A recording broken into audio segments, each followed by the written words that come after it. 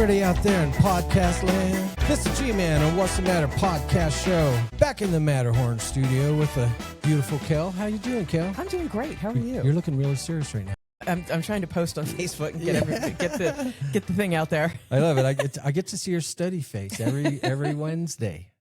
So what's been going on this last week? Quick test. What did we do the show on last week? What's the matter with? We had art and we had our golf buddy. Right. Oh my God, what was the topic? What's the matter with winning? Oh, winning. Yeah, winning. You remember? I've slept since then. And what about today? What's the name of the podcast today? Today is What's the Matter with Waiting. So that's what we're going to do is we're going to break this down. One of the key thoughts. You know what I like working with you? I love watching your brain work and then processing it and seeing whether anything's worthy or not. That's so funny. As far as waiting goes, I'm going to be popping into some different themes of the show. Today's something new. Awesome. And so think about today as waiting.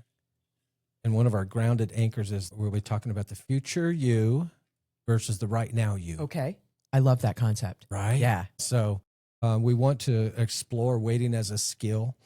And the main anchor, think about delayed gratification, which is jargon, right? It's jargon, delayed gratification. But more than that, identifying urges versus intention, patience versus paralysis. And in other words, being able to identify and appreciate when waiting is actually going to be good for you. Because sometimes waiting is bad for you. Right. If you wait too long to go to the bathroom, if you don't pee before you go. Right. Different problems for different people. But waiting isn't the problem. What you do while waiting is the problem. You can't sometimes be controlling when you're in a traffic jam. Right. So what can you control when you're in a traffic jam, Cal? You can control your central nervous system. Yes. You can control your breathing. You Yeah. can control your cortisol spike. Yeah. And you can choose whether to be You can choose upset your or behavior. not. You Right. can choose your Yeah. modality. Yeah. Self-monitoring, right? So as I mentioned, delayed gratification, we're always trying to set things as far as like the definition in the beginning of the show. But delayed gratification is basically, as I mentioned, the future you versus the right now you. And I want you to understand also that urges, I mean, they're real. Urges are real, but they're not always instructions. Right. Correct. That's another good one to be able to say, oh, yeah, what is this impulse? So we'll be breaking that down today. Another little delayed gratification I think that you'll really like is delayed gratification is the future you fighting the right now you. Remember how we framed that in the beginning? How future is the future you versus the right now you? So delayed gratification is the future you fighting the right now you. As far as delayed gratification goes. Yeah, it's a metaphorical. conflict. But let's do this before we get into this stuff and start forgetting, is giving a shout out to the sponsor of the show, World Matters Incorporated, and the creator and producer of the show, Big Bongo Productions. You will appreciate this, identifying there's 3 types of waiting that we'll be talking about today. One is passive waiting, where you're stuck somewhere and you're just scrolling, going through your phone, just kind of doing these mindless type of things. And that actually may, in the moment, lead to you kind of spiraling down that doom scroll thing. So we talked about being careful about that. But another kind of waiting is active waiting. Yes. Now, when I say active waiting, what do you think? When I think active waiting, I think whatever it is you're waiting for, you're still working on. Good job. You're working towards it, on it, sending energy to it. There's still a focus. Yeah. I don't know about that energy thing, but I get what you're saying, though. But more, you're putting energy toward it. When you're focused on it, you're sending energy saying. towards it. I don't mean in some spiritual, metaphysical way. Like that's what I was sending going energy. with that. No. I don't mean that. I mean literally. Yes. No, putting your energy effort into it. You're putting sending your effort energy towards it, into yes. whatever you're doing. Yeah. So yeah, active waiting, you hit on everything. So you're doing some sort of preparing, training, positioning yourself to, when the road meets. And then the third one is a forced waiting, where you have no control. Spoke about the traffic jam. This is where there are results, approvals, other people that you have to kind of wait on, whether it's a coach. Sure. We had a former athlete in here last week, so we got to have our coach's permission. to do things, certainly.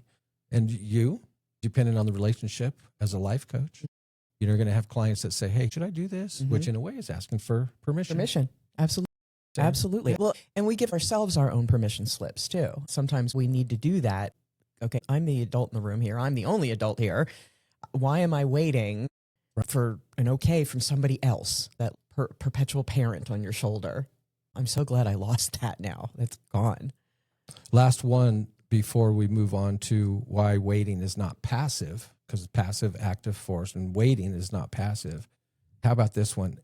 Impulses are loud. They can be. And wisdom whispers. Impulses are loud and wisdom whispers. Sometimes wisdom's loud too. Well, yeah, the glaring, but in a general sense. In a general sense. I can agree with that. These things, they're more general and open-ended. I mean, but we have to be careful though, because sometimes with colloquial speech, we end up in concept or thought limiting beliefs. I and understand. You know what I mean? I'm just warning you that these things are easy to pick apart if you really want to. You know what I mean? If you really want to, you can play devil's advocate. Sure. But waiting, we're going to be repeating that word often. Waiting triggers anxiety, and because uncertainty feels unsafe. Right. I would agree with that, like almost 100%. If there's uncertainty in things, when is uncertainty fun? Like a birthday gift or like some kind of receiving a gift. That's a good one, but not often. I guess that's what my point is. I hate. We want to know surprises. So waiting triggers anxiety because that uncertainty feels unsafe.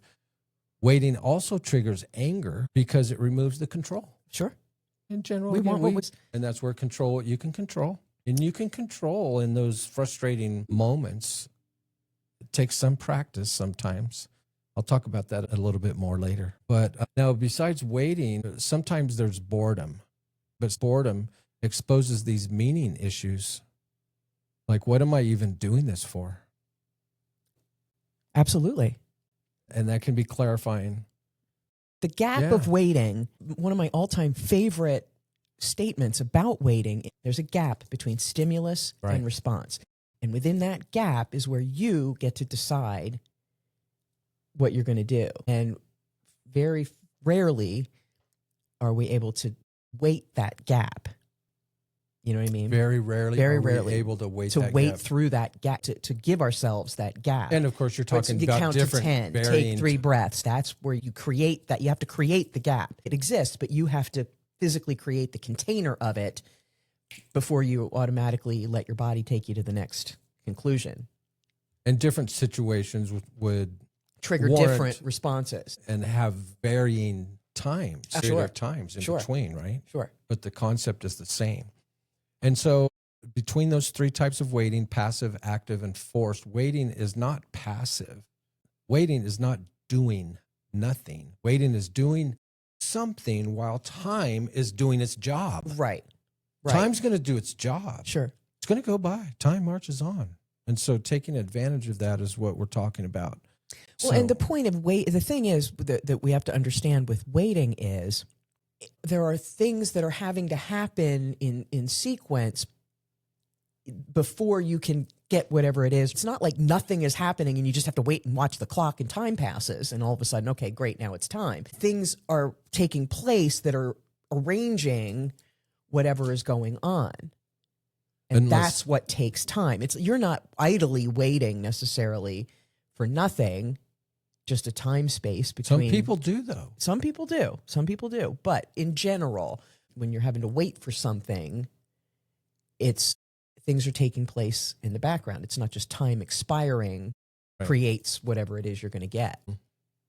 So do you like waiting? I hate it. I'm terrible at it. Mm-hmm. Terrible. What things to you are like worth waiting for? A dessert? I don't do much dessert anymore. You don't? But but a good meal, a real good meal. I don't have much of a sweet tooth anymore. I used to. But now I'll get to a point where I think I want dessert and I'll take a bite or two and go, oh, yeah, I really didn't want that. Kind of brings back bad memories It when you were overindulged. That's exactly what it does. It triggers like, ooh. Yeah, because you got to a place you didn't really want to be after you got there, and that was one of the culprits.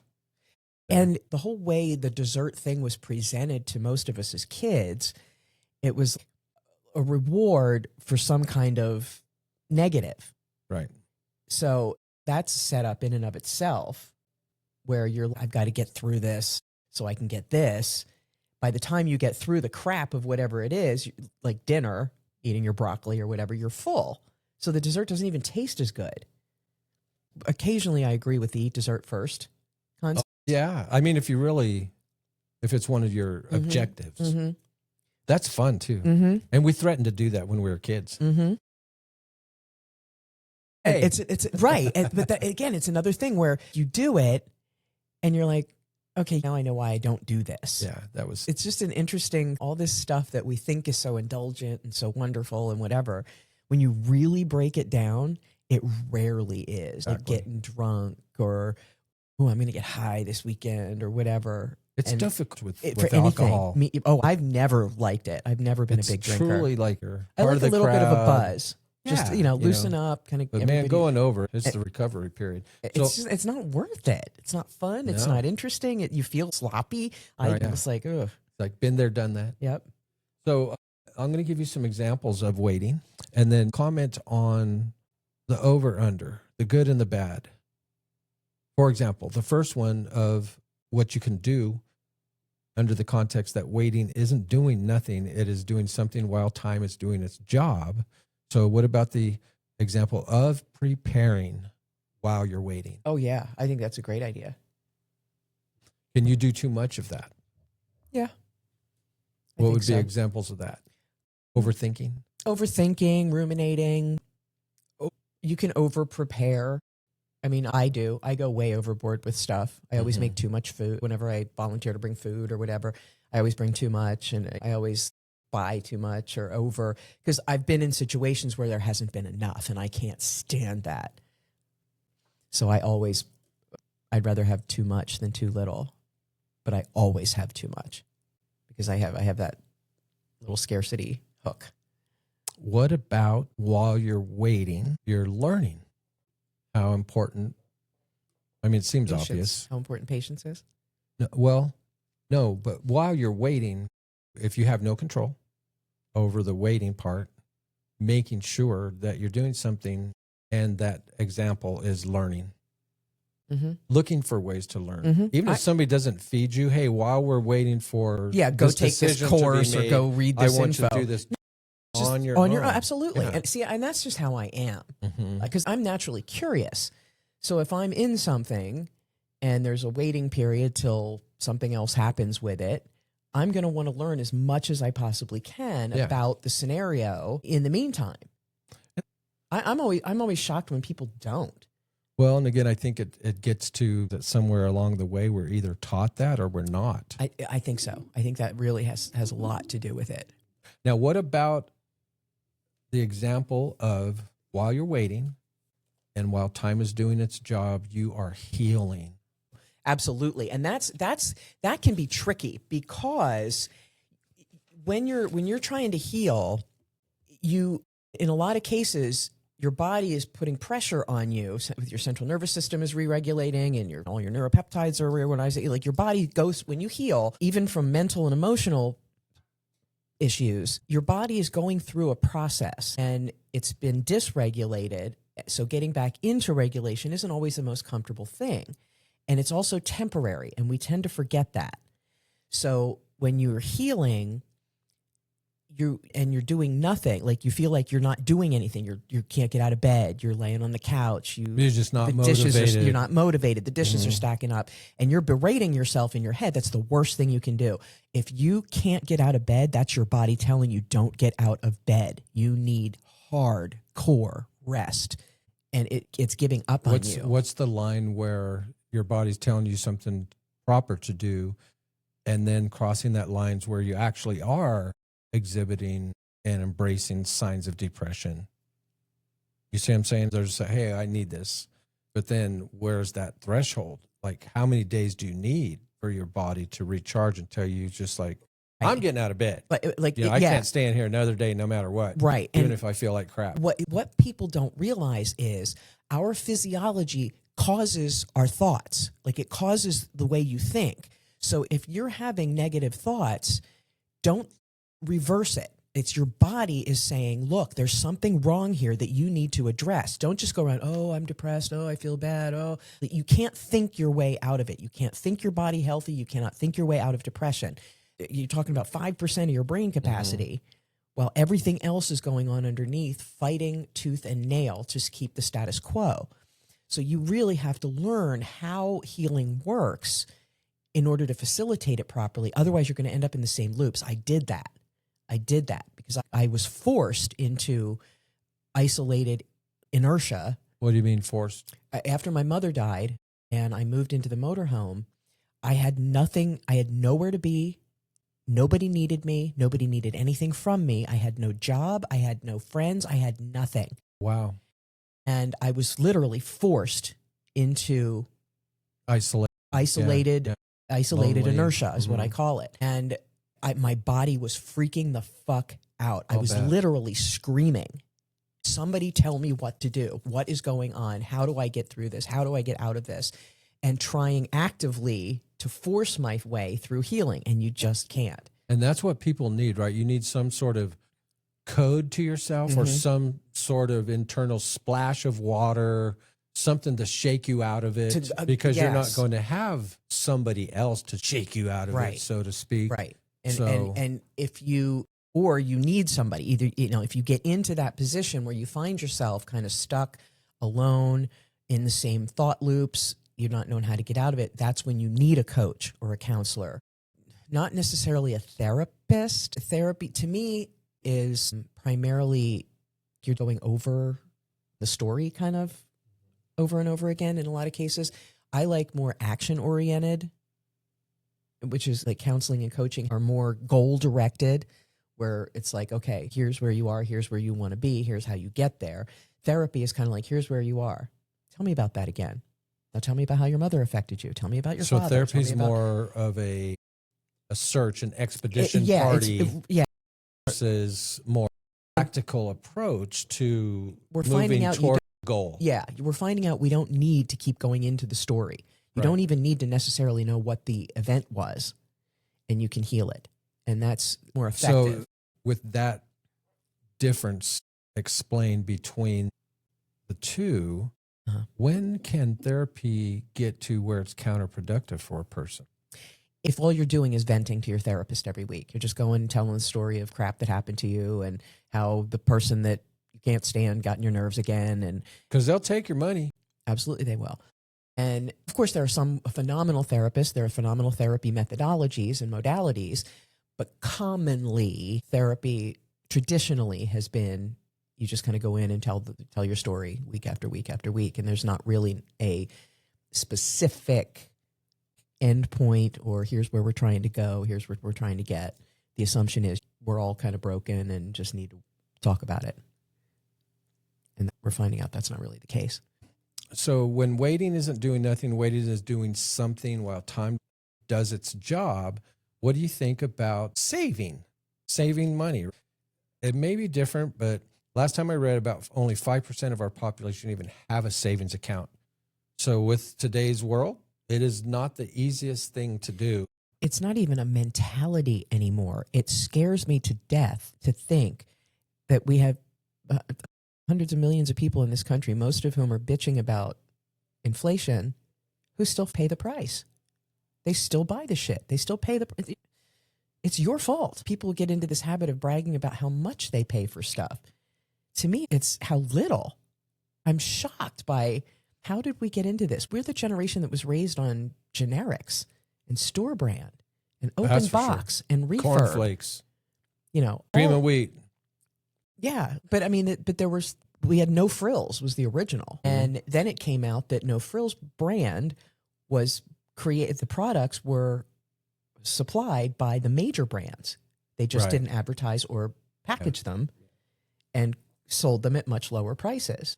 So it's kind of like they had this prestige brand, the premium brand, and then the knockoff brand, but it's all the same stuff. It just tells me how stupid American people are, that they can get sucked into brand identity culture And now it's a thing. Yeah. There's branding industries and people buy shit just by a name. Hey, everybody, here she goes.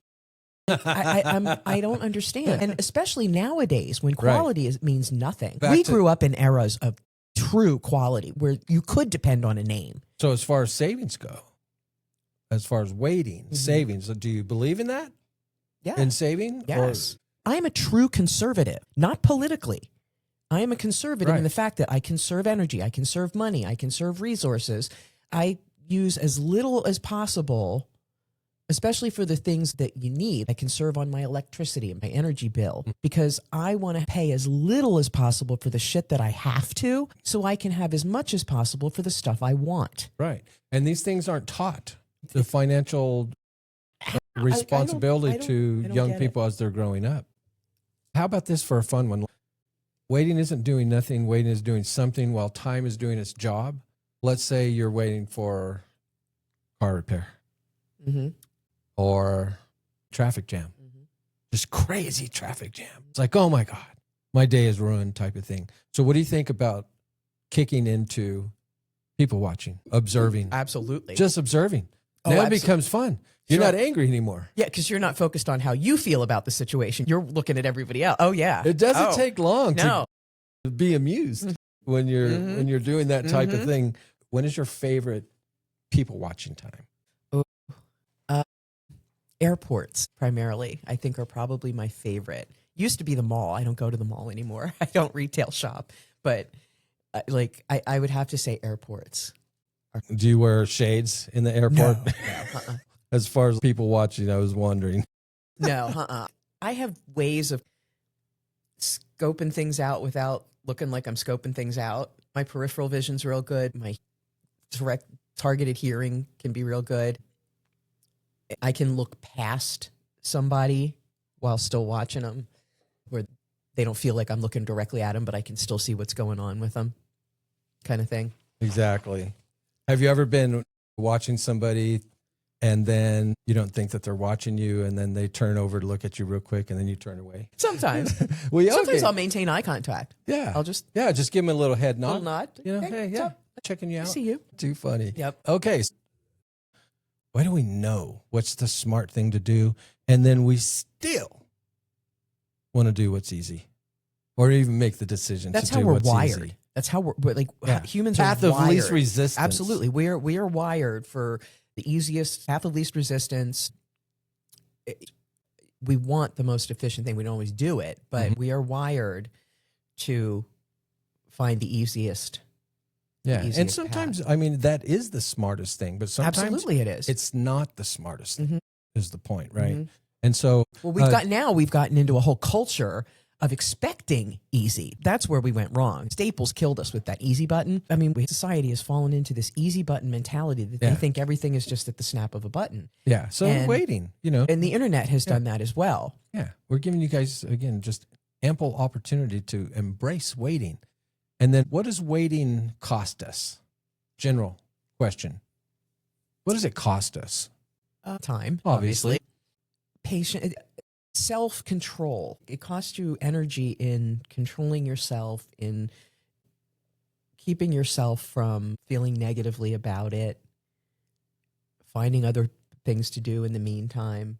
What about when you could have bought 1,000 Bitcoins for $10? What did that cost us?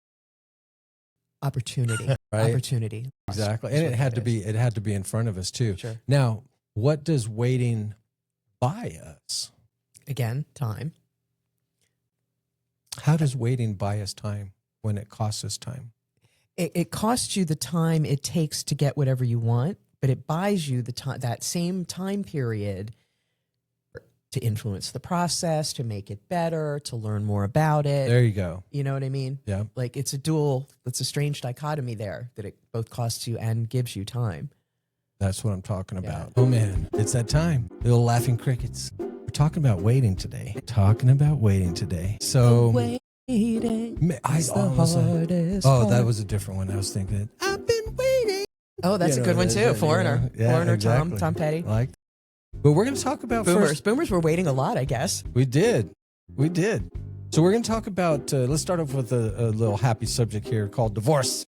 Okay. Okay.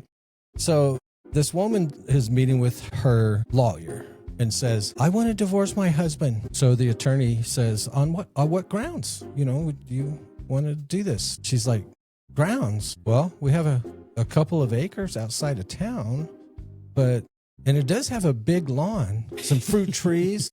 So it's not empty ground. He's like, no. That's not what I meant. Do you have a grudge? She's like, yeah, we have a 2-car garage but only 1 car. So we use the rest of it for storage. Why? So the lawyer is losing his patience waiting. And so he says, does he beat you up? She's like, no, I'm up by 6:30.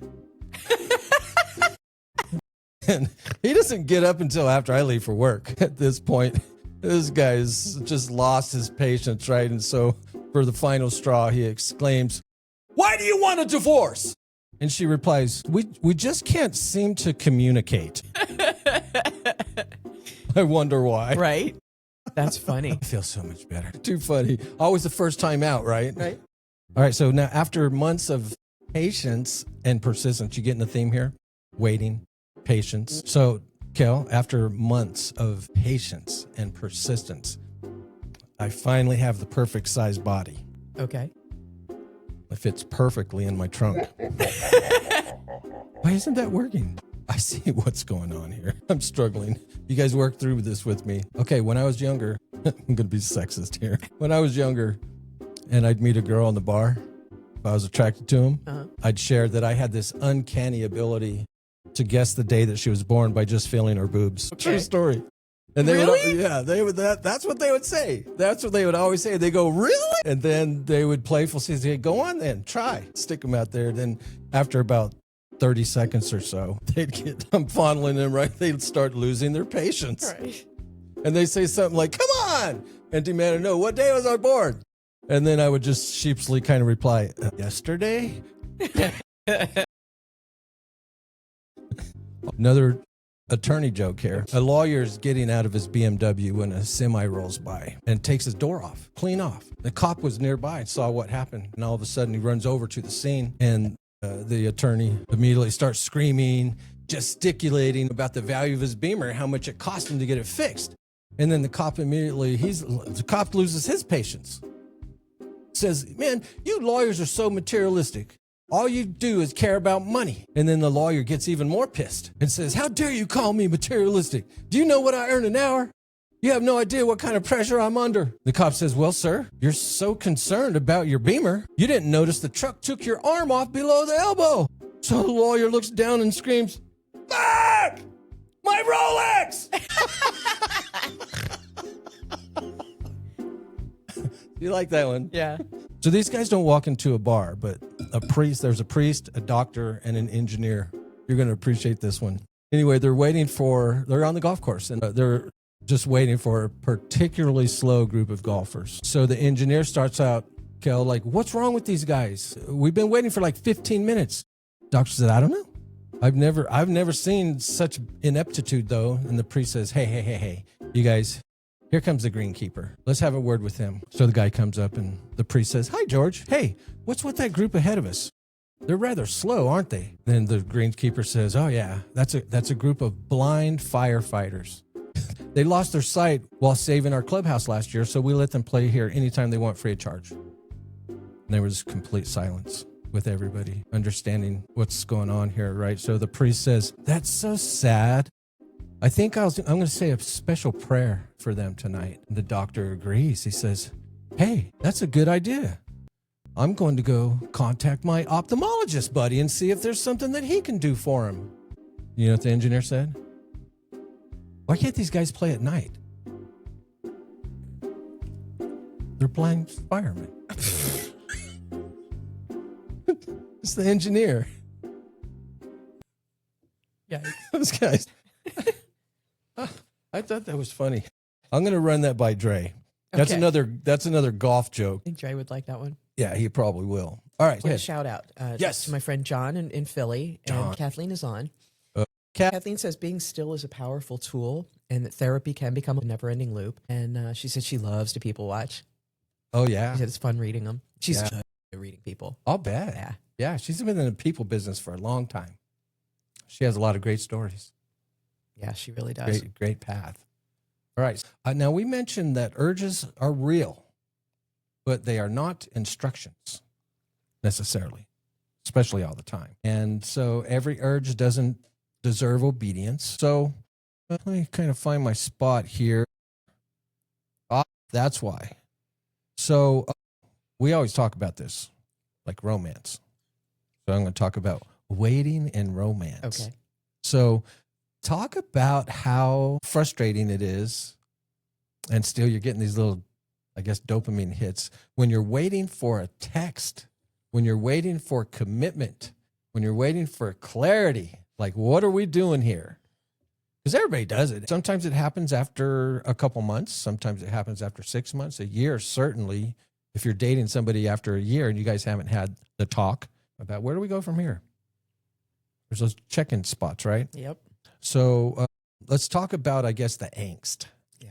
Because that is, right? You're waiting for a text. I know I get frustrated sometimes where like you're texting back and forth and then boom, they just fall off. Right. So whether it's ghosting, and you give them the benefit of the doubt, hey, because I get busy sometimes Sure, too, and sure. I'm not able to answer back right away. Yeah. Or sometimes, I guess to my detriment, I'll be in a meeting or a Zoom or something like that. And then you'll somebody else- answer? Yeah, I'll just answer, Yeah. hey, I'm this, And right then you now. can't. I do that And too. then you can't. I do that too. Yeah. But anybody who communicates with me over text, they know I'm not an immediate responder. First of all of my notifications and sounds are turned off on my Yeah, phone. me So I too, don't normally. hear, I can hear a phone Waiting. call in my Bluetooth if it comes in, but I don't get text notifications. I don't get any of that. I can't deal with it. So people know that unless we're in an immediate conversation making time-bound plans or there's time-bound information that needs to come through, and I do the same thing. People know I text in meetings and then get it to my part or whatever and can't continue to respond. Exactly. But usually if it's like just a casual conversation or somebody's just texting me, hey, what's up, chit chat, I'll say, hey, I'm in a meeting. I may need to drop off. Like I kind of let them know Right. what's going on. Yeah, that's the proper thing to do. Yeah. So waiting in romance, and that's waiting, not waiting. Sometimes I get that little Yeah. country thing in there. Yeah. But waiting in romance. So let's talk about patience versus self-abandonment. So self-abandonment is defined as the chronic pattern of dismissing your own needs, Yep. emotions, and boundaries Exactly. to gain others' approval or keep the peace. Yeah. People pleasing. There you go. It's a form of people pleasing. Are they talking about when they say self-abandonment, you're abandoning being assertive or standing up for yourself or Self-trust. for a right? Yeah. Yeah. You can't trust yourself not to stick to what you've already told yourself you're not going to do or going to do the next time. When you say, I'm going to bed at 10 o'clock tonight and your best buddy calls you at 9:30, 11:30, you're still on the phone. You know what I mean? I do. It can be big. It can be small. It can be inconsequential. Promises you make to yourself and break. There basically. you go. I like that. Okay, now when you're waiting, and I know you're probably going to want to gravitate toward, well, it depends. Yeah. But when you're waiting, are you building or begging? It depends. It really depends. It depends on your attachment style. Are we still talking about relationships? Yes. It depends on your attachment style. It depends on your trauma. It depends on your wounding. It depends on your experience. That's a very dependent, like anxious avoidance or anxious attached will be on the negative side of that. They'll be worrying and anxious and over texting the person or acting what they call needy. Yep. Now, what's the difference between, quote, giving it time and, quote, ignoring the obvious? I mean, that Giving it time and ignoring the obvious. obvious is behavioral. That's ignoring the obvious is when somebody says they're going to do this, that, and the other, and they never do, or love bombing, future faking. It's when the people are displaying specific behavior and you're ignoring it for the signs that it is. How do you stop waiting on someone who isn't choosing you? Fall in love with yourself in your own life. Get really curious about yourself. and who, what, and how you are and what you want aside from any other being in the universe. Pet, parent, playmate, whatever. Separate yourself from everyone and everything. Put yourself in your own little container and go, if I have no input or influence from anyone else, who am I? What am I? How am I? What do I want? Because until you can separate yourself from the influence of anybody else, you'll never really know. So under the urges are real, but they aren't instructions, quote that I have is just because you feel it doesn't mean that you should feed it. Absolutely. Emotions are information. They're not necessarily instruction. They're just information. Exactly. Now, we talked about saving versus spending. Let's contrast from a choice standpoint, from say, I'm going to make a choice, building skill almost predominantly instead of chasing shortcuts. I understand cheat codes and being efficient, but sometimes the longest journey is the best one because because of that time. Absolutely. There's more little nooks and crannies. You can learn from a person, from the actual experience yourself, instead of say going through a quick thing and then just a quick demo and it's okay, I got that little module checked off and then moving on. You see what I'm saying? Oh, absolutely. I mean, again, we've gotten into this easy button mentality, this Google knowledge, quote unquote, knowledge lifestyle where we think we know things, but we really don't. And like you said, taking the easy way rather than building the skill has gotten us to this whole world of incompetence that we're living in now, this whole enshittification where everything is falling apart. Enshittification, I like that. It's a term. The Cory Doctorow came up with that term. Oh. He's an IT journalist, investigative journalist, and he did a beautiful talk. Not exactly a TED talk. It was a talk in front of a bunch of AI people, and he laid out clearly this is what's happening. It's like stuff was built, and now everybody's focusing on something else, and the stuff that was built is not being maintained anymore, and it's falling apart now that we're all dependent on it. And we're seeing it daily. Mm-hmm. Walmart went down yesterday. The Walmart as far website. As their website? Mm-hmm. Did somebody hack Amazon went down Did 2 months ago. Hack it? No, that just systemically, like people are like their IT departments are running like AI stuff and it's going rogue on them. Like massive, the entire Amazon sphere went down. AWS went down a couple months ago. Like I remember that. Yeah, remember that? Mm-hmm. And this is going to keep happening. Yeah, it's kind of like the bigger you get, the harder you fall. Sure. And people's attention spans are so short, and there are zero standards anymore. Like this whole tech bro, script kiddie mentality of build fast, break things is literally building crap and breaking things. That's not a good mentality. That is not a business model. That is not the way we need to be doing this. And it's leading just because those are the people who happen to be doing it. And we are hitting an absolute crash point where this has to be dealt with. Yeah, like, this is one of those where you can't wait. You can't. You can't be waiting on this. We don't have time. Now, and of course, there are, which we hit on it a little bit, about health goals versus the convenience of sleeping in and not having to go through the uncomfortable physical part of working out. But again, the better good, right? I think, what do you think about this? Most people aren't impatient. They're untrained.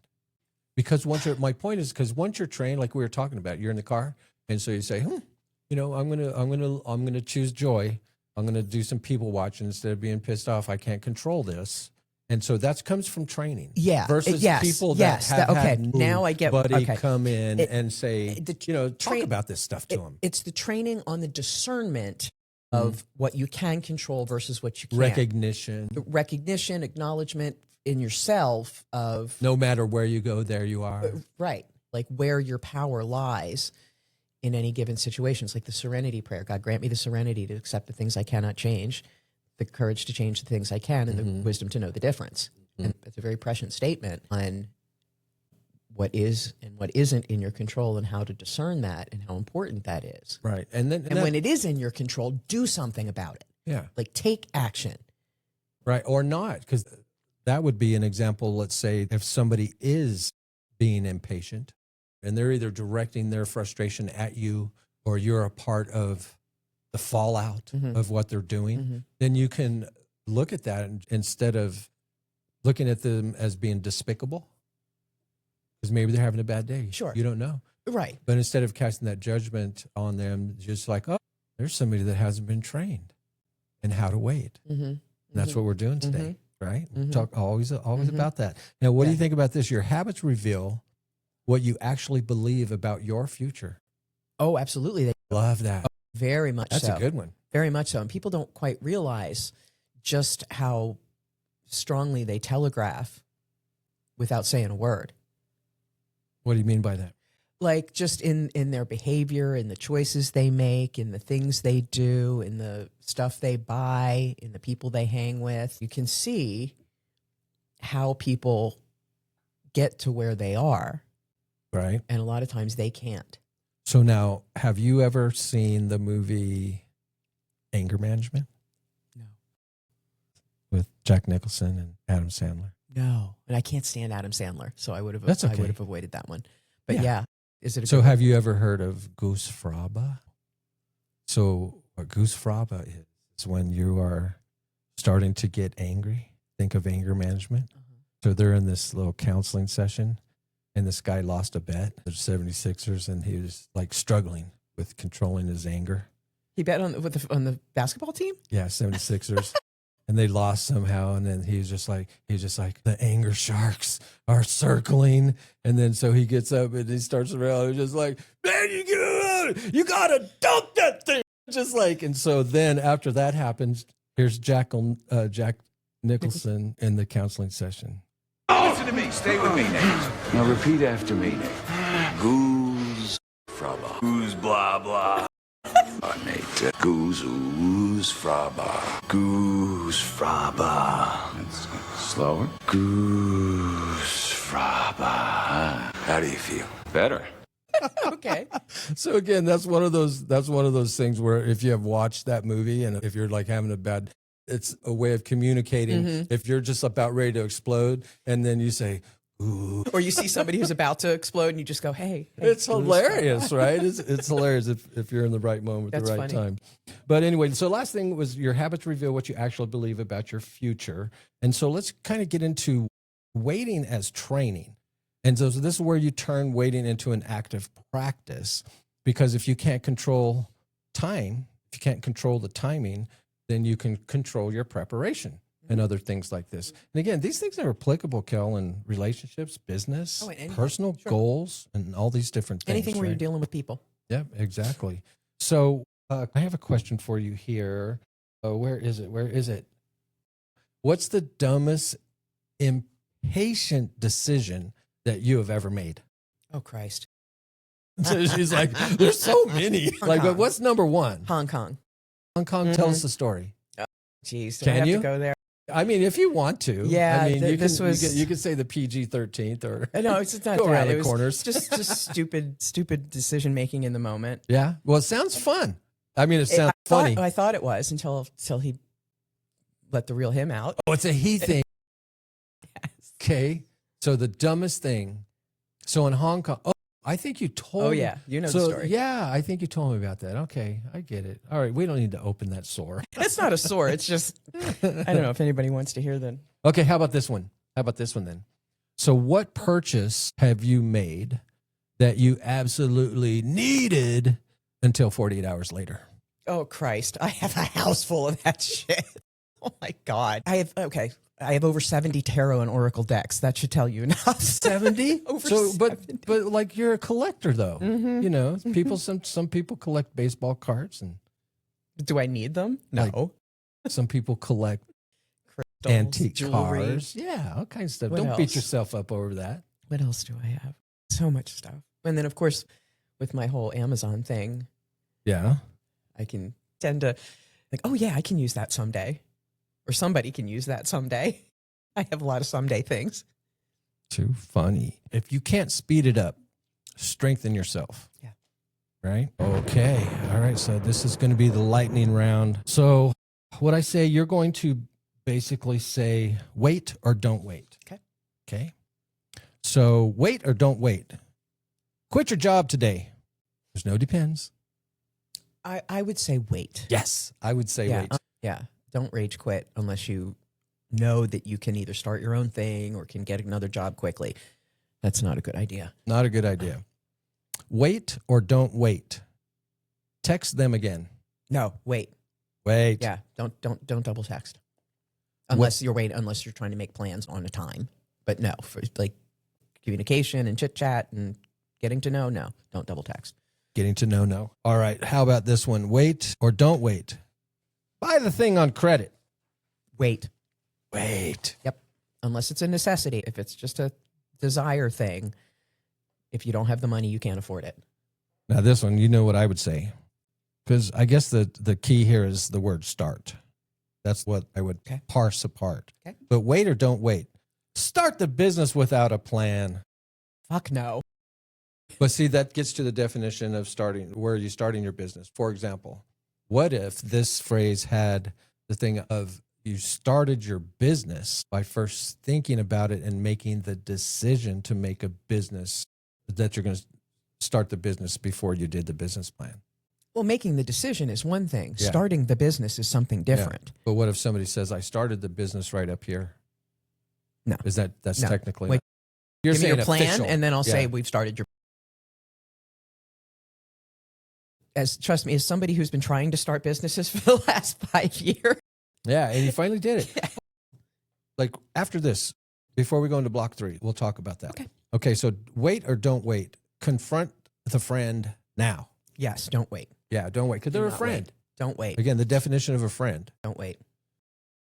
Because if you wait, that could actually impact them perpetuate for whatever- and your relationship. Your Very much relationship. so. And, You see what I'm saying? And- yes, if you let it drag on, and then you say something and they go, oh my God, yeah, why didn't you say something? Yeah, a good friend, they don't always tell you what you want to hear. They tell you what you need to hear. Exactly. And my friends have permission. Me too. Me too. Yeah. Me, please. So, okay, wait or don't wait. Sleep versus keeping on grinding. No, do not wait. Sleep. Sleep. Most sleep, of the time. Sleep. But Yeah. there are exceptions. But yeah. Very rarely. Yeah. There are exceptions if you're in the home But you know what you're stretch of getting something, into. But yeah, But then you have a plan and then you for have a plan to repair. Yep. Exactly. Yep. Last one, grinding. wait or don't wait. Take the deal that expires in 2 hours. No, I'm typically going to say wait on that too. Yeah. Usually Any those kind of are time frame. false urgency. That's And about there's them. something to sleeping on it. The more the important decision, the more important it is to wait. So I'm sorry we didn't do it last week. So let's delve into your business a little bit more. So I'm assuming that this is in your life coaching. No, this Okay, what's is your AI business? consulting. Okay. So let's talk about it. Explain. I kicked it off last on my birthday. What's May the name 9th, of it? Crystalline Systems LLC. Okay. And it's my tagline is adaptive intelligence, crystal clarity. And I kicked it off by I created a survey, an online survey to send to my friends who are small business owners, entrepreneurs, solopreneurs, not as a sales thing. Just, I really need to know what people are doing, where they're at with it. I got one of those. Did you get it? Yeah, I filled it out. Okay, good. And yeah, you did. Thank you. Art did too, which I really appreciate. And I'm trying to just gather data with where people are with it and what their main needs are. Right. And again, it's not to try and sell anything to anybody. With How in many this how many group. people did you send that out to? 60, and I got 16. 60. Okay. Mhm. Yeah. And yeah, it was like my A team. I considered you guys my A team, like my actual, not just networking contacts or business acquaintances, but my true friends. Yeah. That people I really care about and respect your opinions. And I had my one friend in Texas was, I don't want anything to do with it, blah, blah, blah. I said, fill out the survey and tell me that. Like, this isn't about kissing my ass or telling me sunshine and roses. I really want to know what people think, where they're at with it, what they've tried, what they're doing. So if you're completely against it, I need to know that too. Please fill it out that way. Yeah, she exactly. did. Exactly. Like I said, it's not about, I don't want smoke blown up my butt. I want to know what people are doing and what they aren't and where their fears are. And that's why I checked it out. And then, so how can people find this website or crystallinesystems.com. spell that for CRYSTALLINE systems.com. Okay. And that'll lead you to the Facebook page right now. But I got the Substack set up, the Facebook, the Instagram. So who is your if somebody's listening right now, who is your perfect customer avatar? Demographics, The age, it's what they do. it can be male or female, Right. But kind of our age, sort of elder millennial to early boomer. So like say 40 to retirement age? Yeah, 40 to 70 if they're still running businesses. Mm-hmm. And they are they're being told, you got to do AI. Got to do AI. To a point, but it's not as imminent as they want you to think. Yeah, I think they're alluding to people that are wanting to capitalize on it. Right. That's where right. Yeah. the If you're a pressure is business, on. yeah. If you're going to be a provider of it from a business standpoint, that's where the urgency But as a really user, is. But as a user, you're going to catch you've on. got time. Yeah, You've got time, and I want to be able to go in, do assessments on where people currently are, find out what they're trying to do, and then come up with plans to get them there. And now, so these are like your prospect would be entrepreneurs or business people, right? Absolutely. Now, would they be only business owners, or would they be management? It can be management or anybody who has leadership responsibility over IT. Okay. Primarily, my initial swath is going to be solopreneurs, entrepreneurs, small businesses that don't have an IT department, that aren't tech savvy, that are struggling already with systems as it is, and now they're being told they have to do AI. Yeah. So your message is there's no rush. No rush. Oh, that reminds Just me. That reminds me. I think I'm gonna start during somewhere. I'm gonna bake it in to our conversation. I'm gonna start mentioning the word rush. And then if you recognize when I do that, if you hear me say the word rush or something rushing, Russian, something like that, then if you recognize it in the moment, you get $5. Okay. That'll be fun. That's fun. That's fun. And then my goal will be to try to sneak it in past you Okay. to save $5. Okay. That's hilarious. That's how we have fun, folks. That is fun. That is fun. All right. So But if whatever I accumulate, I will take you out to dinner with. How about that? what do you mean? Oh, the $5. The $5. Or Darcy. But we'll both be. I mean, yeah, I'll pitch in for Yeah, she'll say, "What's my cut?" Exactly. So now how about this? Okay, so I want to set you up with this. So going into the urge versus intention. Urge versus intention. We're going to be talking about waiting, and this is like my little disclaimer here where like it really matters. Like we're talking physical urges, we're going to talk about some substances, Sure. we're going to talk about some maturity. And so I don't mean to be preachy at all. Again, just to give some people some tools because I have certainly been there. Now, that being said, the first thing I want to talk about is waiting to lose your virginity sexually. Right? Okay. So if this isn't for a show for kids or anything like that. So assuming they're not watching, but there may be some teenagers, adolescents watching. So, of course, parent of 4 kids who are now adults, 7 grandkids who are right there in the adolescence, everywhere from 6 years old to up to 15. So talking about these natural urges versus some emotional readiness. Now, you don't have to answer this, but I'll answer it. So I lost my virginity. There was some experimenting, but it was officially my first Full penetration. the full everything. Yep.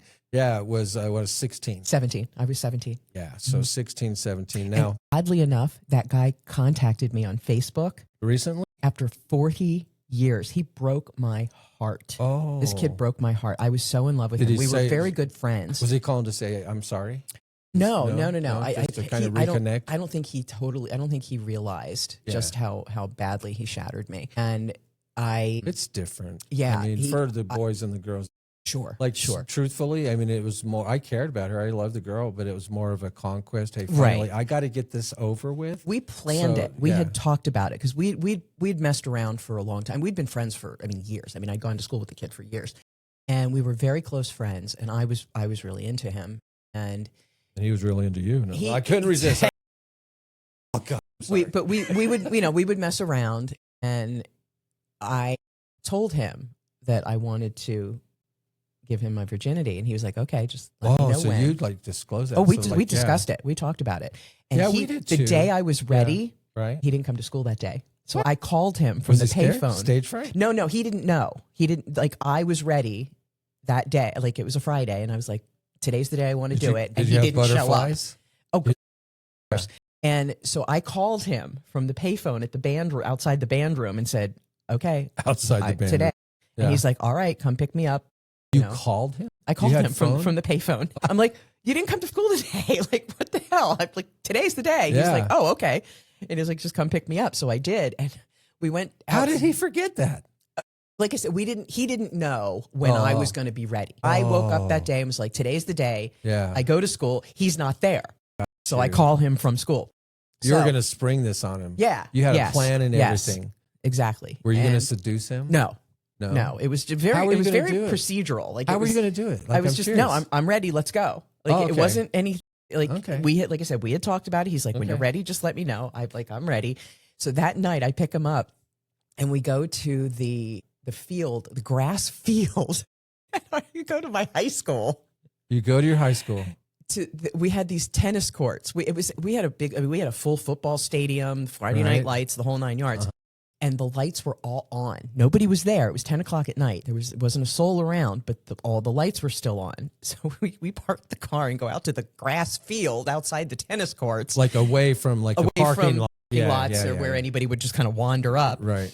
And right there in the grass, there we go. And I'm just like no foreplay, no nothing. And it was awful. Just It was did just the it was nasty. awful. And It was I had to kinda- make him stop. Well, because it was primal. It wasn't Oh romantic. yeah, it was gross. right? It was Yeah. just so gross. Like Yeah. very procedural. Like Now, okay, let's go. Was he losing his virginity? No. Oh God, no. So, yeah. And he was a year younger than me, and he was a Puerto Rican kid.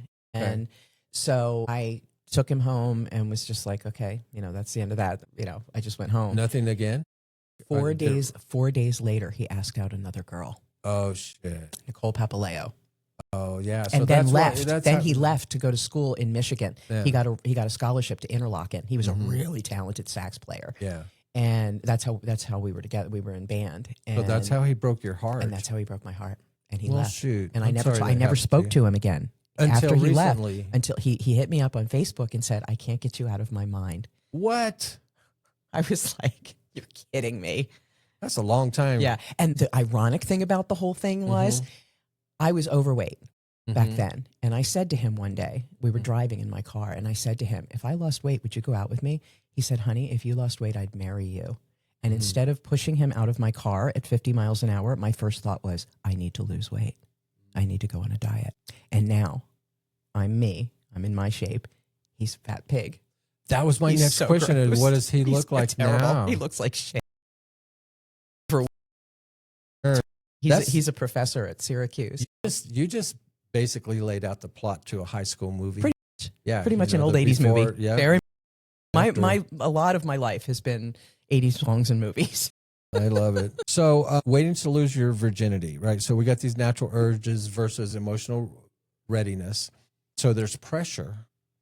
There's comparison. The comparison on the guy's side, it was who has lost their virginity, who hasn't, Mhm. who's gotten laid. And I can only imagine that there are probably times where the guys would lie Oh, that sure. they lost their had virginity or just to, hadn't, so they wouldn't be kind of miscast. Or girls had and said they hadn't. And also there's this fear of missing out because you hear that pussy's really good. And it's You so hear not. that. It's like such a non-big deal. I mean, no, it's pretty good. Is it? Yeah, it's pretty good. Not for us. Well, and again, that's where some of the complexities Mm-hmm. because we men are not trained. No, and we fake the fuck out of it. And not just that, but we can reach the old age of 62 like that. And I still haven't fucking figured you guys out. Right. Fascinating creatures, to be sure. And something that life would not be the same without you guys. And I say that sincerely. So the real question that you should ask yourself is whatever you're having to wait for, is this aligned with my values and safety, or am I reacting? Mm-hmm. Especially we're good point. talking about the virginity thing here. Yeah, that's a real good point. And so I can only think about pregnancy, STDs, Mm-hmm. your reputation. Mm-hmm. PTSD. Trauma. Sometimes, and you can imagine, sometimes there are rumors that get started in high school that are not even true. Oh, absolutely. But when There- the classic thing again about virginity, oh, yeah, and then there's I the whole mean, body count you thing. girls are mean. Oh, we can be. Yeah, you girls can be mean. And so like, how about this? So what does ready mean emotionally, mentally, and relationally from a girl's perspective, thinking back? For sex? Yeah, being ready. I mean, so here's the thing I want you to do. You've never had kids, Right. but I want you to imagine. Okay. If you had your little queen, Okay. she's the most important thing. You would have been a great mom. And so your little queen, and you're having the birds and bees talk with her. Mm-hmm. So like, take us through that. What would be important to you to relay to her about being ready? It would be, that's a tough one. It is. It's a tough one. Welcome to parenthood. Yeah, no shit. I would most likely, I'd probably start with masturbation, with body self-exploration, getting to know your body, how it works, how it responds, what's happening physiologically. I would get technical just to understand and be prepared for these feelings, these things that are going to come up, and that you're not going to want to control in the moment. That's a fact. And you're getting swept away and whatever. And you may be having red flags in the back of your head going, hey, maybe I should slow this down. Maybe this isn't what I want right now. But your body is going, we want this right now. Oh, that feels good. Uh-huh. And that's, and as a kid, you don't have you don't have the strength. What about about the subconscious urges to move away from the guidance of your parents? So you've got this deadly cocktail, no pun intended, of these physical urges. And in addition to that, you are wanting to separate from your parents. 17 years old. That's a tough age. Statistically. And that was late. Yeah. I was mean, late. for back in the day. Or Little House on the Prairie, that's really late, right? So statistically, though, when you're 17 years old, did you know this? You never, that year, statistically, a teenager tells more lies than at any other age. Interesting. Right? Huh. And sometimes they're not consciously thinking about it, but you're saying, hey, I'm spending the night over at Jane's house. Oh, sure. The And little, okay, I see what you're saying, like little white lies. Oh, all the time. I had to do that. Yeah. Did you do your homework? And you know that you didn't do your homework, but you don't want your parents to think you're not doing your homework. Right. Because and okay, this is making perfect sense then, because that's when your parents start to realize, oh shit, they're still a kid, but becoming an adult. You're at that crux. So the parents start clamping down. Well, and you remember. As you are trying to become more independent. And you remember what you did when you were 17. You're like, oh shit. Absolutely. And that to me is one of the main reasons I didn't ever want to be a parent. And one of the finest dances that you have to do as a parent is to go, okay, when I was that age, this is what I was doing, and take yourself out of that perspective and go, this is not me. This is a completely different world, a completely different time. And what I knew may not fully apply anymore. Like, we're at a time point in humanity where we have to question that. We can't just assume that just because that's the way it's always been done, that's the way it should still be done. I would bet that it's probably between 70 to 85 percentile of parents say that the most difficult time frame of raising their kids was when they're teenagers. Absolutely. Between 17 to 13 to 19 years old, yeah. I would say. Because then after that, they're adults. And sure. And then you can absolve yourself of the responsibility if you want. Exactly. But yeah, absolutely. That makes perfect sense. Because, and now that I'm thinking about it, me too, because got your wheels going. Absolutely it did. Because I was the driver of all my friends. I had a little pickup truck and I was Mama Bando is what they called me. And there were 6 of us that used to drive around. We were all in the band. And my mother, in order to allow me to go out, I had to have a plan. Had to know what we were doing. She didn't care what it was, but we had to know. So it was always either the movies, the friendlies, ground round, or the mall. It was one of those 4. It was like there was nothing else to do, basically. Right. So it was always going to be one of those 4. We didn't always have the plan. When I would say, hey, let's hang out tonight, and everybody'd be up for it, I'd go pick everybody up. And so I would say to my mother, yeah, we're going to go to the movies. And then we'd get together and go, yeah, there's nothing really good this weekend. Fuck the movies. Let's go to Ground Round. Yeah, but you wouldn't your or mom. Fridays, whatever. Of course, I'm not going to call her and tell. No, Exactly. we didn't have a phone. I mean, I'm not stopping at the So payphone to go, hey. technically, And then that's a lie. But and then somebody inevitably would see us at Friendly's or wherever we weren't supposed to be, and we Set had that everything up. kind of town where it was Yeah. like, hey, Gail saw Kelly at the, with the kids over at Friendly's the other night. She's like, what? Yeah. It ever happened. I was like a mother. I was the responsible one. I was the one keeping everybody in line. Like nobody ever had to worry. It didn't matter where we were. Yeah. My mother just hated the lack of control. Yes, that's exactly right. That's what it was. And that's why she didn't have a good time with the waiting part. Right. Oh, Right. she was even less patient than I was. Yeah. Holy shit. My mother took our name seriously. It took me years after her death for my body to recover from Yeah. the constant pressure of speed. And not even so much efficiency. She just wanted it done. Next, done. Next, done. Like everything I did my whole life. I got caught for a long time in what I called destination thinking, where everything had to have a conclusion. Like I was going to get to a certain point where, okay, once I got here, then everything would be good. Or once I do this, or once I have that, or once I know them, whatever it was, there was always some destination. So you still needed to learn that it's not about reaching your destination, it's enjoying the journey. Right. And I hate Right? that. I've Yeah. always hated that. I've never understood that. But there's I do truth. now. I say there's do now. truth to that. Yeah. Oh, yeah. And now I get it and I'm all on board and I love it and it's the whole thing. But up until very recently, within the last 2 years, I was headed for some end point. And I was waiting in multiple realms for endpoints, the flash, the event, the solar flare, the sign, whatever, thinking that there was going to be this one moment where all of a sudden, how stupid. So you're still learning. You're still learning, of course, right? Of course. Now, what do you think about this? If you need it to feel okay, that's a signal. Absolutely.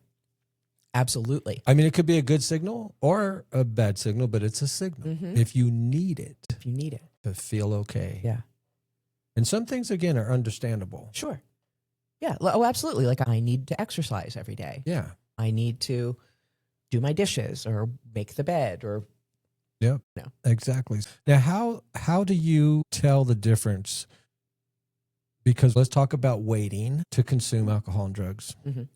So the contrast between curiosity versus coping. I think the first time I had a beer was like 15, somewhere around there. And it didn't taste good, but I felt certainly peer pressure.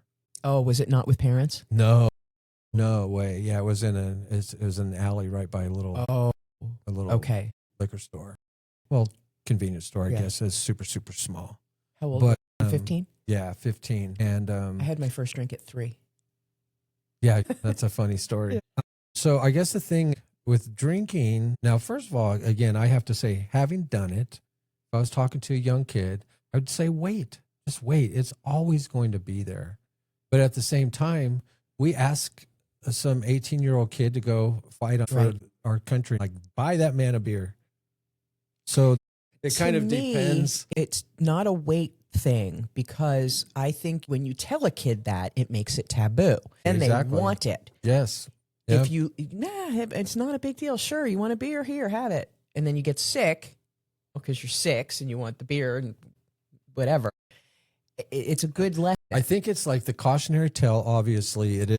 But it needs to be supervised and with parents. But the slippery slope again is that even though they've packaged this on purpose, they say alcohol and drugs. Believe me, alcohol is a drug. Terrible drug. So it's just drugs in general. Just wait. You can have the discipline. When I talk to people that had the discipline to not drink or do anything when they were growing up, I am impressed.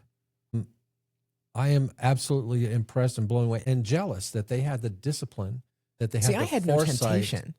I didn't care. Like drinking was never a thing to me. I could do it any time. We had a full that's what bar. I'm saying. You're the exception. I'm very much You're- so. I never. So when I had find no out interest. that somebody that hasn't done it, it's super impressive. To me, it's super impressive, and I'm a little bit jealous. You know, if I could I go think it's back a wiring and thing. do it again, Yeah. I would not do it. Sure. I would sure. not do it. Well, yeah, Wait, you had a different experience though too. for sure. And that's where Like the it was peer an pressure- issue for you. So what's a pause practice before you say yes? What's your go-to pause practice? Just breaks that go on. Let me check my schedule and get back to you. If it's somebody trying to make plans or make. But what if it's not talking with anybody? if it's What not if about that? What if it's like yourself, like an urge that you have? What's your little pause? Take a breath. Uh-huh. One good intention, attention, focus, resonance, entrainment. Breathe all the way up my body. Hold it for a minute or two, a couple seconds, and then slowly let it out. That's the quickest way. Little pause practice there. Now let's talk about the 25-year-old plus brain maturity. It's an idea. So there's a lot of people, many people's impulse control and decision making often continue strengthening into their 25 is into their for women, mid-20s, 29 for right. men. And through the maturation of their cognitive ability equates to more reward seeking and forecasting less consequences in general. Of course, Right, because you don't yeah. have the experience to know otherwise. Yeah, you're just You don't know what you don't know. I was thinking about that the other day. Our reward circuitry is highly active at that point because it's being developed. Right. And we see the results of it now with gaming. And gambling, are you talking about? No, I mean gaming, digital gaming Yeah. with kids. And gambling. It's like a Gambling huge, too, huge which is, issue yeah, at college campuses. that's true. I'm thinking casino gaming because we're in Reno, but no, you're right. With those stupid new online sites. Apps, you can do it everywhere. Yes. And they're not even calling it gaming. They're calling it. Well, it's all ran by Caesars and William Hill. No, I don't know. I'm not even talking about that. There's a whole new category. There's a whole new Oh, category yeah. of apps. I know what you're talking about. I don't know the names of them. like They're stupid. or something. Whatever. Yeah. And where you can bet on the Just political outcome of a show, Mhm. like really random shit. And it's ruining people. It's ruining people. This whole thing needs to be stopped. It's like it's being run by 23-year-old kids. So wait, you guys, wait. Now, what do you think about this, Kel? Maturity isn't a switch. No. It's training. Talked about that. Along with, hopefully in the moment or eventually, paying attention to your environment, your friends. It's awareness. your It's influence, awareness. Maturity is and then awareness. eventually, so maturity isn't a switch. It's training with environment and eventual support. Because you have to have that positive reinforcement in the end or a support system, people around you. Yes. But if you're trying, I mean, the simple thing is like if you are an alcoholic and you're trying to stop drinking. Don't hang out with Yeah. other alcoholics. Yeah. Which Well, to me totally negates AA. To me, I understand Bill W. and the whole thing at the time, but now Not now. It's still here. It's the same- And it's if like- that's the it's- thing that works for you or whatever, but there the are. fact that it's there are- mandated by government Right. programs is really wrong Yeah. because all it does is gives you a different addiction. You show up there, what do they have? Coffee, cigarettes, sugar to put in the coffee. They let you smoke cigarettes.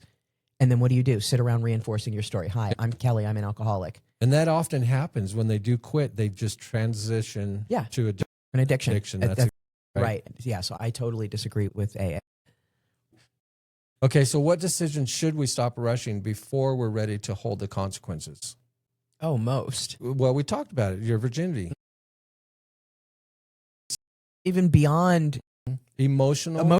the emotional consequences of And I'm relationships telling now. you, I have to apologize for guys because we're just stupid. We're just animals at that point.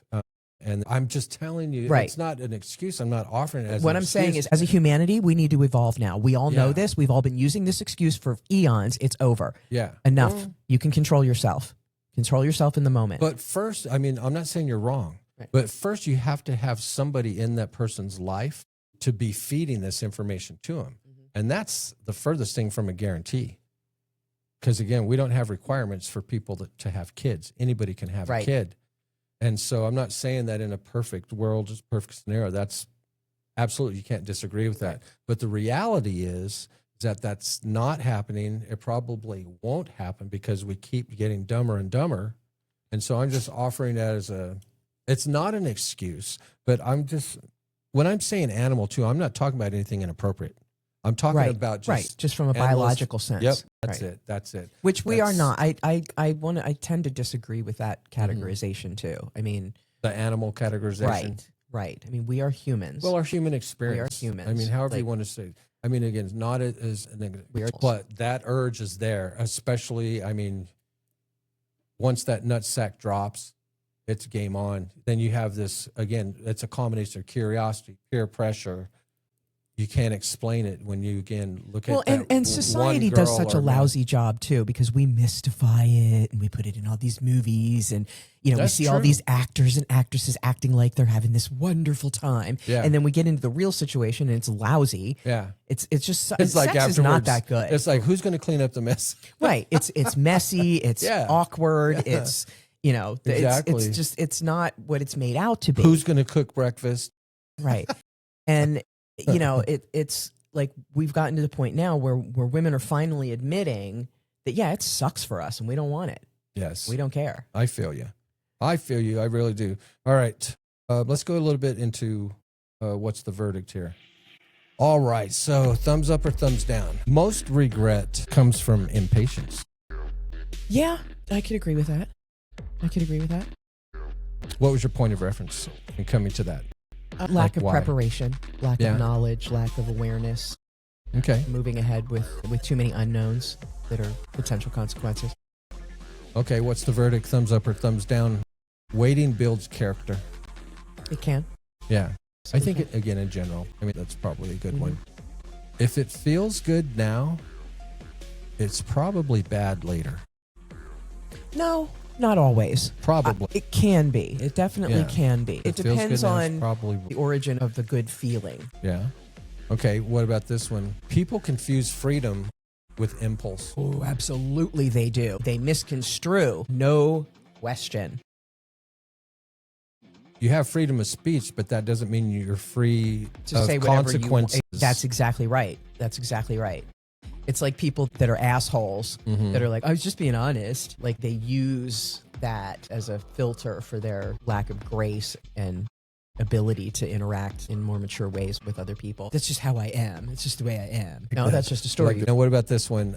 Pressure is the enemy of good decisions. It can be. It can be. For Mhm. them, I would say probably for the most part that's accurate. Right. Sometimes it's necessary. Yeah, because like pressure. Sometimes if you need to make a decision and you're just putting it off, Yeah. and then all of a sudden it's Yeah. imminent. But sometimes pressure causes you to make bad Wrong. decisions Yeah, because sure. you don't have Because the you don't time have to time, really yeah. view all the options. Yeah, diligence, so yeah. I'd say in general, that's probably true. What's the verdict? A no now can be a yes later. Absolutely. Yeah, No question. exactly. I reserve the Exactly. right to change my mind at any time. What about this? This is interesting. This is kind of existential a little bit. The right time is a myth. I agree. Yeah. I agree. I think that's a kind of a little pablum we give ourselves. Yeah. You just To gotta wait. wait. for the right time. Yeah, for non-action. I think that's Sometimes you should, sometimes, but not always. but not always. And I think a lot of times we just use that as an excuse. Oh, I'm just waiting for the right time. Let's go into the toolbox. So tools to wait without spiraling out of control. Matters of fact. Let me know if you disagree with any of this and let's talk about it. Matters of fact. Strong emotions peak and fall. Oh, absolutely. They do. Yeah, they go 90 up and seconds. down. In 90 seconds. It takes 90 seconds to Yeah. get through an Yeah. emotional spike. So the point is urges pass. They pass. It Matters does. of fact. Sorry to be repetitive on the show with this one, but sleep and stress make impulse control worse. Gosh, yeah. Social pressure distorts judgment, Yes. and tiny delays can prevent huge regrets. Absolutely. Pause and think. Sure. All right, now for this toolbox. Tool number 1. If it's not life or death, wait at least 10 minutes before acting. Is that a practical thing? Not If in it's every not- case, but it's a good guideline, I think, if you're able to. Especially if you're doing something, making some decision you're- online. If you're making a decision online, that's financial, especially Right. financial. Yeah. Tool number 2. Have you ever heard of urge surfing? I know. that? I love this, right? Urge So urge surfing. So this is a tool. It's in your toolbox. So if you have an urge, name the urge. Uh-huh. Name it. Right. So that's step 1. Right. And then step 2, you're going to like this. Just close your eyes and feel Feel it in the body. urge. Where is it in your body? Yep. Yeah. I do that that's a technique I use with multiple different. When I read that, I was wondering, how am I going to do that with milk and cookies? Feel it, feeding it, right? Name the urge and then feel it. Well, but that, see, without no, feeding it. it's a really good point because, okay, you say, you're craving some kind of food, particularly that's not healthy for you. Milk and cookies isn't healthy for you? I'm just teasing. I know. As an example. Everything in moderation. Right. So, I mean, you're like, yeah, I think I have some milk and cookies, but you know that you'll have the whole bag of Oreos if you do that. Yeah. And what it can do when you stop it, name it, you call it out in your mind. Right. That first thing goes, okay, I'm craving sugar or I'm craving something comforting or sweet or whatever it is. That gives you your first awareness. Then go, okay, where am I feeling this in the body? If it's not your stomach, you don't want it. It's in your head. Exactly. You're telling. Well, I think the key is feel it without feeding it. Right. I love that. I love that. And then number 3 of urge surfing, here's where it comes in, the surfing part, is watch it rise and fall like a wave. It is basically So a wave. that's It's basically a urge chemical surfing.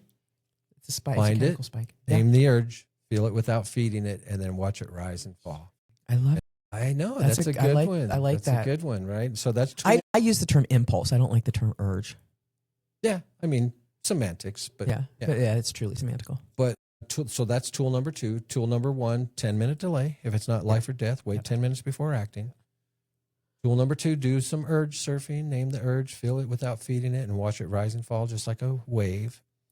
And then tool number 3, the 3-question filter, because we had an episode on filters. That's what I'm trying to do too. So the things that we've done episodes, I'm trying to interweave them. That's awesome. Yeah. You do a good job. Yeah.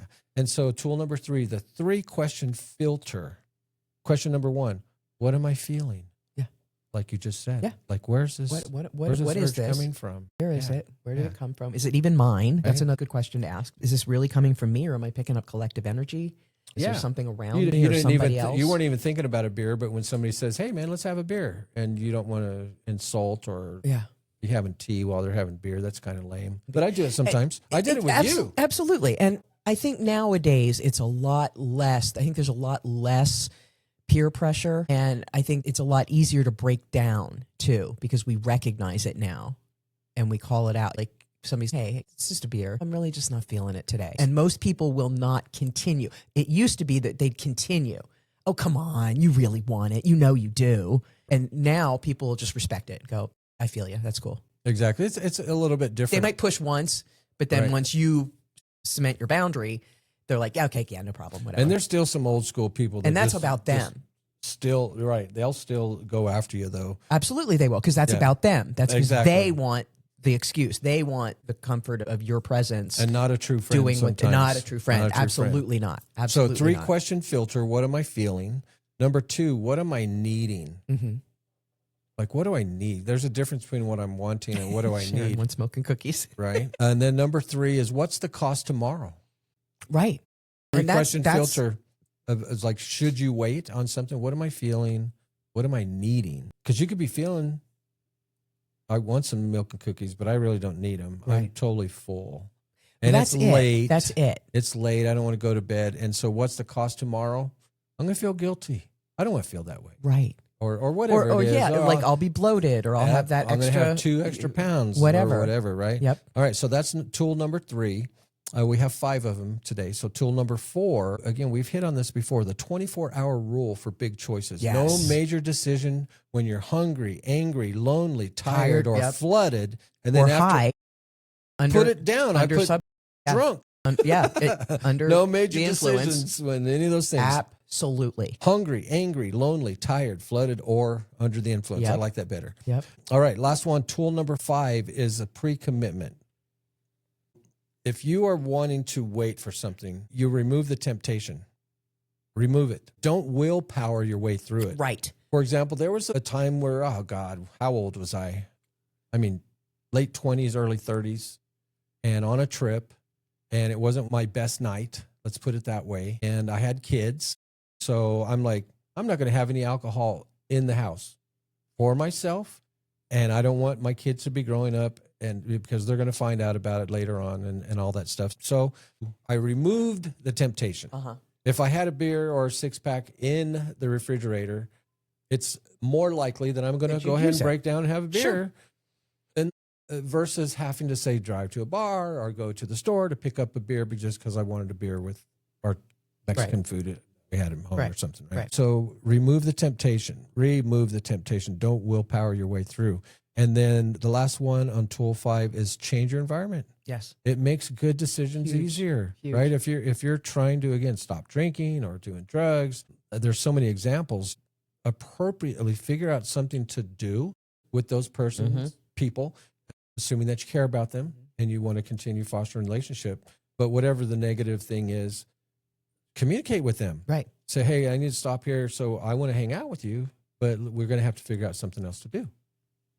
Change your environment. Yep. And sometimes changing that environment. And habits. Change your habits. People. Yeah. Absolutely. Sometimes. Big time. Often. I'll tell you exactly the type of person you are by seeing who your friends are. Not always correct, but not always. With good. people like us, where we're like kind of the hub between a bunch of spokes of very disparate people, it's not always, but generally, very generally, I would say with about 80% of the population, you can. So 7-day waiting workout challenge. Pick one area, whether it's spending, texting, snacking, impulse shopping. I could tell my wife about that. Impulse buying. You said something about impulse buying too, right? Yep. Reacting, just being reactionary, whatever it is. Pick one area. Then practice, point number 2, practice a 10-minute delay daily on what it is that you're trying to, whatever your area is. Yeah. You're going to be doing it. Then say, okay, before I do this, 10 minutes. I'm not going to do this for 10 minutes because I'm going to go through all these other checks that we have here. So that pattern interrupt can really help you in a situation like this. If you're used to just kind of following your impulses, which is really a lousy way to live. You get these pseudo-spiritual types that are like, I'm just present in the moment all the time. I just live in the present moment. That's bullshit. Oh, yeah. That's extremely immature. Yeah. That's not sustainable. It's like attention seeking. Exactly. And there's no commitment, there's no pre-thought, there's no afterthought. It's just not real. It's not real. Yeah. It's not real. And people that think they're somehow better because they don't pre-plan, it really boggle my mind.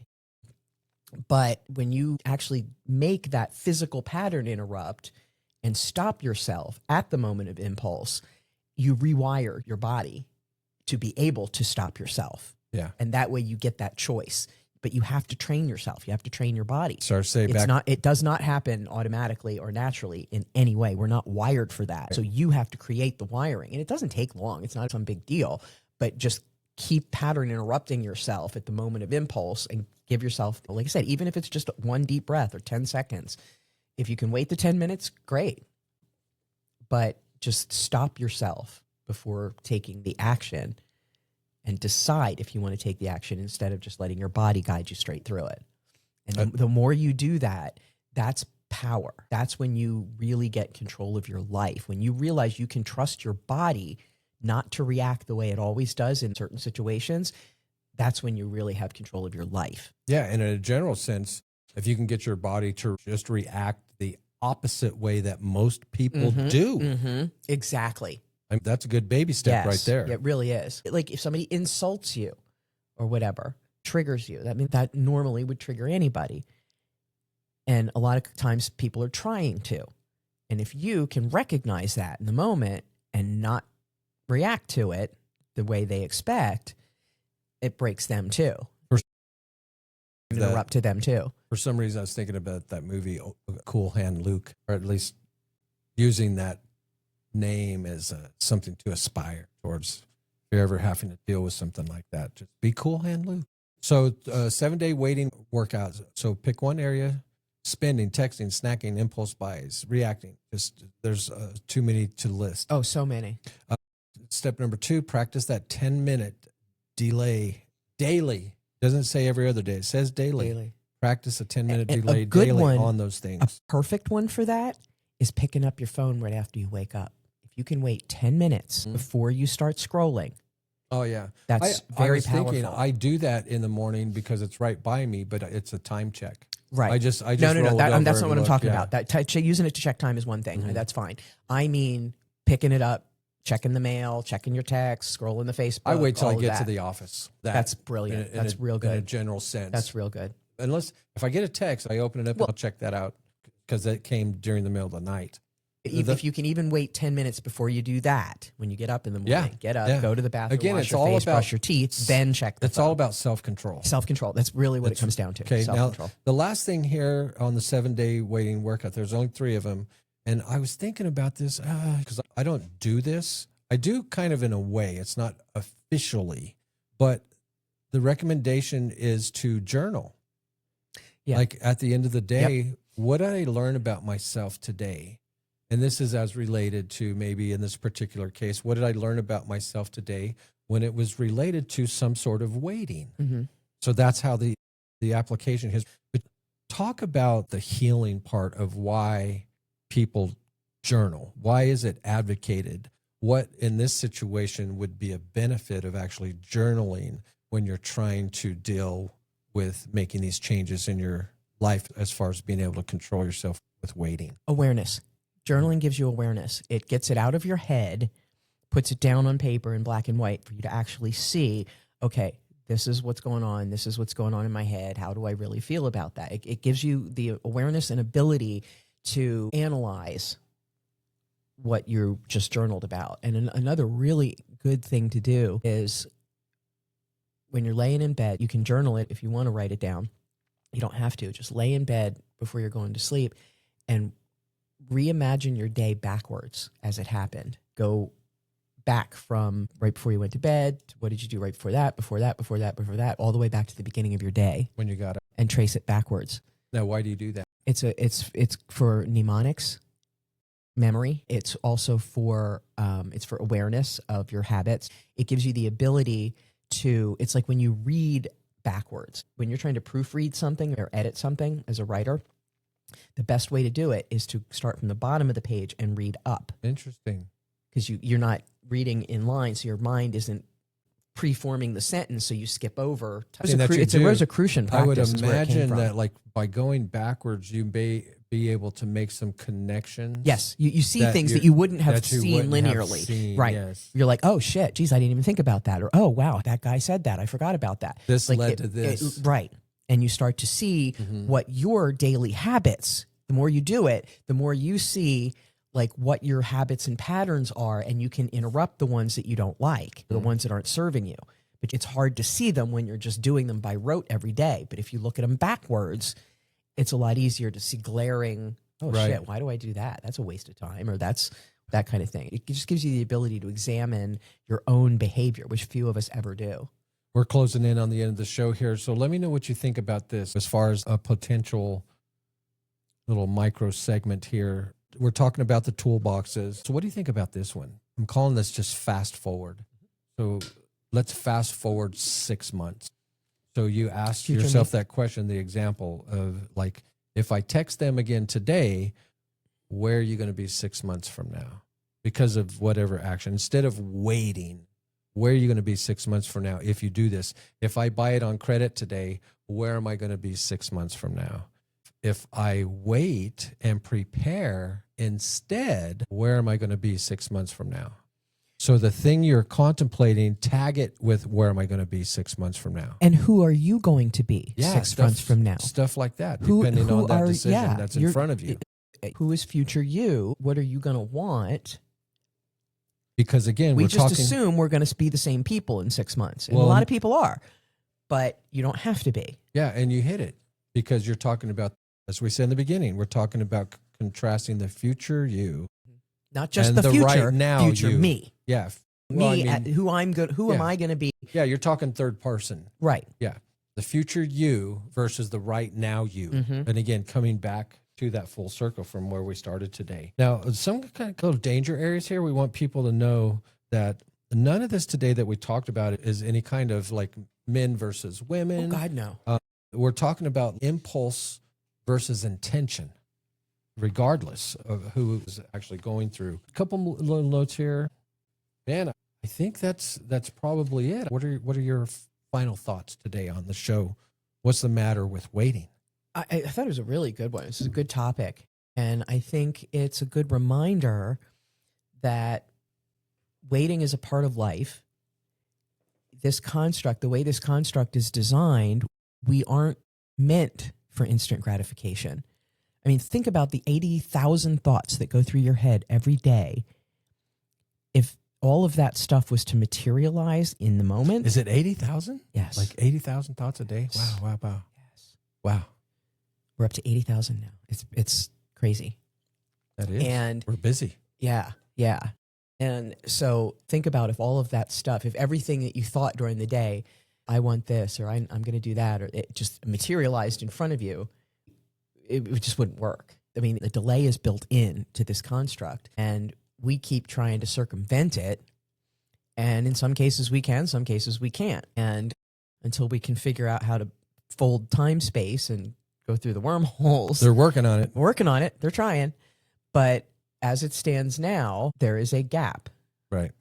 So it's how to navigate that the most comfortable way for yourself and those around you. I'm not always the best at it. I will be honest. What's the biggest thing? What's your biggest takeaway from today?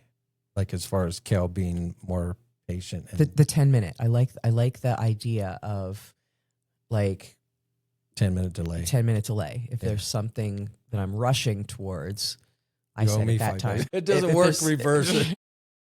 Reverse. If there's something that I'm kind of like running headlong towards, that I'm just, this is it. This is the thing. Right. I used to do that a lot. I've really learned just not to push things. I'm a master manifester. I'm used to making things happen. I'm used to just assuming that things are going to go the way they should. And you can't assume that anymore. You can't always count. Can't count on that unless it's you doing the whole thing. And so I try to do as much on my own as I can without having to depend on other people. But when I do, I try to make as much sure around it as I can. Yeah. So I love it. I love it. All right. Well, heck, today we tackled waiting. I want to thank everybody for listening to episode 49 of What's the Matter podcast show. And as we mentioned, we tackled waiting, why it's so hard, why delayed gratification is basically a battle, right, between right now and the future you, and how urges and pressure can hijack good judgment. They really can. So, as always, we tried to keep it real. We laughed. We gave you tools to wait without spiraling, right? So you can make choices.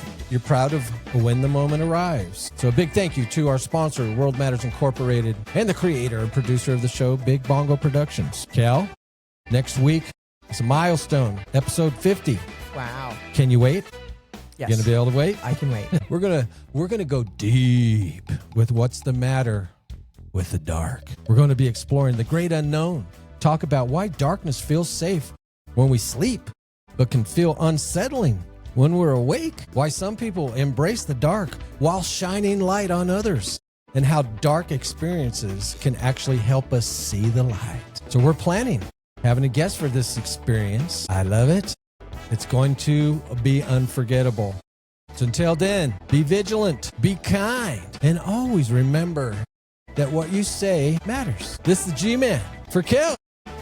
See ya.